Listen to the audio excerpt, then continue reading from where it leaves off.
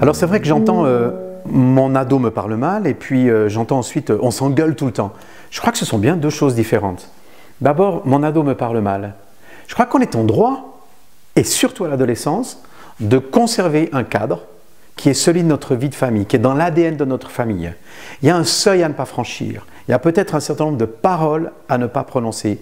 Il y a un type d'intonation qu'on n'accepte pas dans notre famille et je crois que c'est important de le rappeler. Et lorsqu'un ado nous parle mal, on est en droit de dire stop.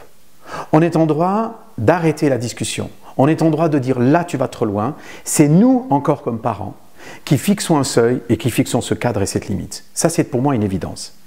Maintenant, ce qui est intéressant, c'est souvent notre réaction au fait que l'ado nous parle mal. Et quand j'entends parfois « et on s'engueule tout le temps », ça veut donc dire que je me laisse entraîner par la spirale qu'il est en train de dessiner. Et parce qu'il est en train de créer une spirale de colère que je n'ai jamais connue dans la maison, je me laisse entraîner dans cette spirale. Et parce que je me mets en colère, et parce que je laisse monter en puissance et en crescendo l'échange, j'en suis plus maître. Et c'est finalement lui qui est devenu maître de la discussion.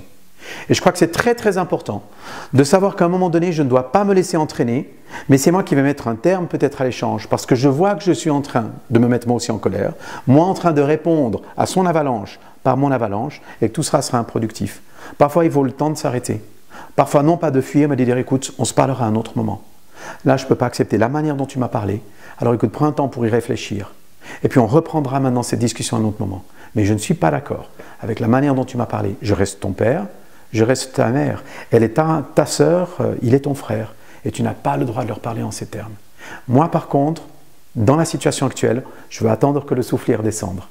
Et je prendrai un petit moment avec toi.